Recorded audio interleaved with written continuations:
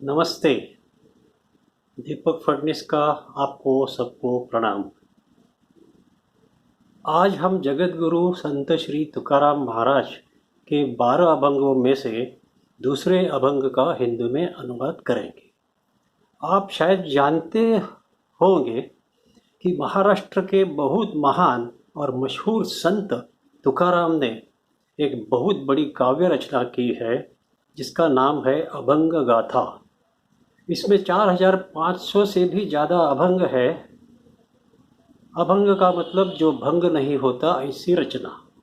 अभी इसके अलावा उन्होंने 12 और अभंग लिखे हैं जिनको 12 अभंग के नाम से पहचाना जाता है। इन 12 अभंगों का इतिहास बहुत अनोखा और अद्भुत है। यह इतिहास मैंने इस श्रृंखला के पहले अभंग में वर्णन किया है। इसलिए आप ऐसा कर सकते हैं कि प्रथम पहला अभंग सुन लीजिए और उसके बाद इस अभंग पर वापस आ जाइए। ये करना उचित है क्योंकि ये 12 अभंगों की श्रृंखला है। हम एक वीडियो में एक अभंग का अनुवाद करते हैं।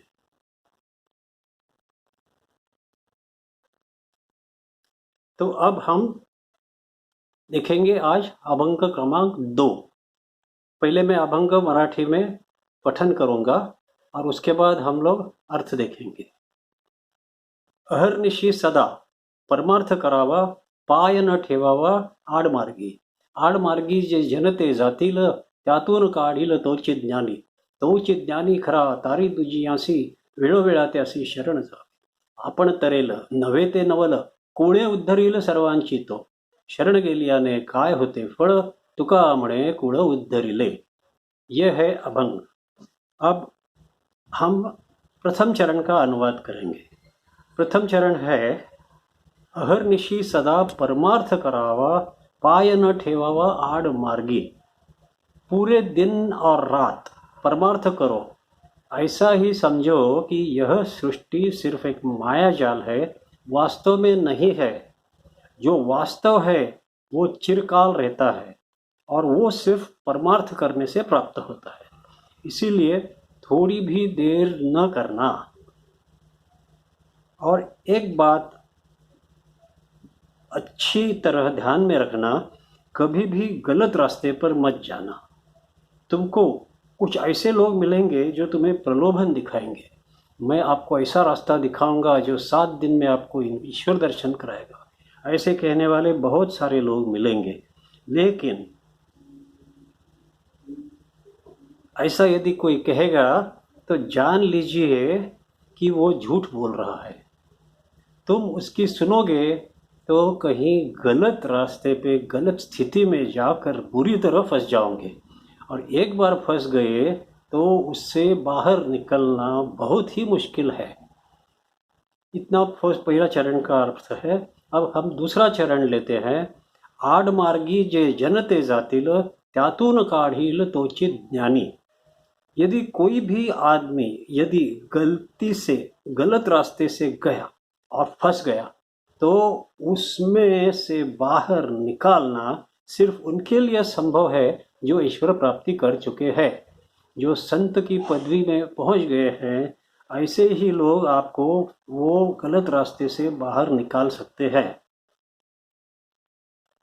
अभी तीसरा चरण लेंगे। तोची ज्ञानी खरा तारी दुजी यांसी, वेळोवेळा त्यासी शरण जावे।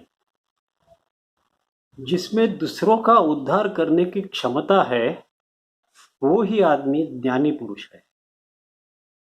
जिसका स्वयं उद्धार नहीं हुआ ऐसा अज्ञानी कभी भी किसी का उद्धार नहीं कर सकेगा। तो ये सत्य को पहचान लो।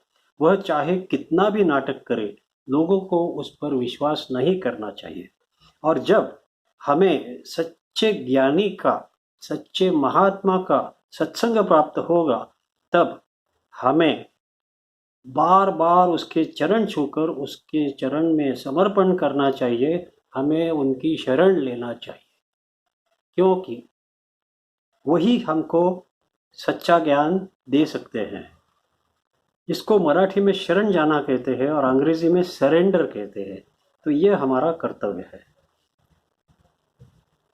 शरण जाने का मतलब है कि वो जो भी कोई मार्ग बताएगा, जो भी कोई पढ़ने के लिए हो या ध्यान के लिए हो या कुछ आचरण चरित्र शुद्धि के बारे में हो, वो जो भी कहेगा उसे मन से स्वीकार करना, यही होती है शरण लेना। अभी हम इस तरह से बार बार उसकी शरण लेते हैं तो हमारी साधना में बिल्कुल अच्छी प्रगति होगी। अब आखरी चरण है, शरण गेल्याने काय होते फळ, तुका म्हणे कुळ उद्धरिले। आखिरी चरण में तुका कहते हैं कि शरण लेने से कौन सा फल प्राप्त होगा। तो इसका जवाब ये है कि ऐसा साधक ना सिर्फ अपनी ही उद्धार करेगा, ना सिर्फ अपना ही उद्धार करेगा, वो अपनी पूरी खानदान का उद्धार करेगा। क्योंकि शास्त्रों में ऐसा लिखा है कि जब भी कोई साधक सफलता से ईश्वर प्राप्ति कर लेता है तो उसके पहले की 40 पीढ़ियाँ और उसके बाद आने वाली 40 पीढ़ियों का उद्धार होता है, उन सभी को स्वर्ग की प्राप्ति होती है। तो ये सत्य जान लीजिए। अब यहाँ ये अनुवाद पूर्ण हुआ। तुकाराम महाराज ने कितना कम शब्दों में हमको जीवन का रहस्य बताया है और हमको क्या करना चाहिए इसके लिए सुयोग्य मार्गदर्शन किया है। क्या आपको यह अनुवाद पूर्ण लगा, अच्छा लगा?